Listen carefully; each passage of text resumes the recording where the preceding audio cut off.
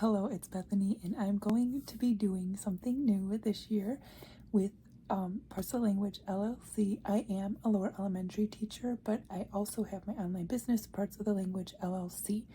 And so what that is a Montessori reading passages where we are going to discuss Montessori passages. So it's kind of like a book club, but it's just reading passages each month, so shorter parts of a big book of that Montessori wrote, just so that we can see like what her words were and how we use them in our classroom and discuss that with each other. So we're just discussing the relation between Montessori's words and how we use them in the classroom. So we'll meet the last Tuesday of every month at 6 p.m. Central Standard Time, online via Zoom or something like that. And then the first book we're going to be reading from is actually Maria Montessori, the Advanced Montessori Method Volume 2, but it's also formerly known as the Montessori Elementary Material, in case you have that copy of the book. So you will need the copy of the book, or if you just want to join us and discuss different parts and how you do reading in your classroom, because that's the first passage we're going to read. So we're going to read part 2 first, which are just from pages, let me see, 171 to 202. So I'm going to give you an example what we will do, so you'll read it beforehand, and then we'll come together just for 30 minutes and talk about different parts of the passage that we want to read. For example, I'm going to give you an example that I do in my classroom. So it says, in the matter of, so this is on page 197 from the reading part under audition, but it's a few paragraphs in.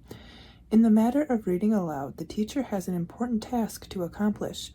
We found the drawing hour best adapted for this work.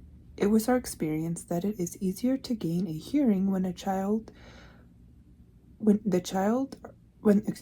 children are busy with something which does not require great concentration and which is not sustained by any particular inspiration. During the drawing lesson, it is in the silence which comes from the work, and while the children are intent on their designs, the teacher may be reading aloud. It sometimes happens that the substance of what she reads will be sufficient to engage the interest of the whole school, but this is not always an easy task. It is more often the musical quality of the teacher's execution which will attract the little ones with a sense of art and bring them to that motionless attention which is the evidence of eager enjoyment. Possibly a really perfect reader might be able to hold the whole group of children with some absorbing selection. So what I took from that when I read it the first time, because I had went back to read some of her things, because sometimes things don't go the right way. For example, in my classroom, the kids were not paying attention when I was reading aloud, and we know, especially in traditional or even like mine's obviously a Montessori environment, we want people who walk by our classrooms and to come into the environment to see kids doing what they're supposed to be doing, and in the traditional sense they're supposed to be sitting and listening and being attentive when the teacher is talking.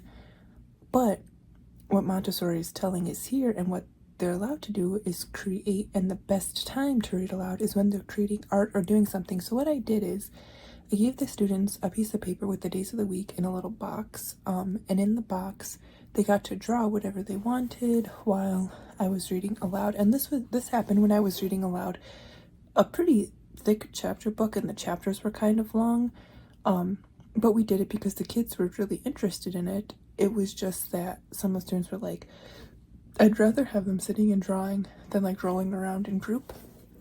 So when I gave them that, it was interesting because some of the students even drew things from the story. There was like this magical apple in the story, and so that was really interesting. So they drew that, or it just kept the attention. But in the back of my mind, I'm like, well, what if the adult walks by and sees all these colored pencils everywhere, or different things like that? Or if the teacher's sitting and reading a book, shouldn't they all be staring at the teacher? But not in this case, not what Montessori's word says. So this is just a way for us to say and go back, because how many of us have read these books since our training. It's kind of been a while, and obviously some things more than others might be more outdated, or but it'll be interesting just to go back and read like what is she saying and how we should be in our classrooms. So go ahead and join at the link below. There's a web page to talk about it, and then a link to sign up if you are in my free resource hub, which you could also sign up for.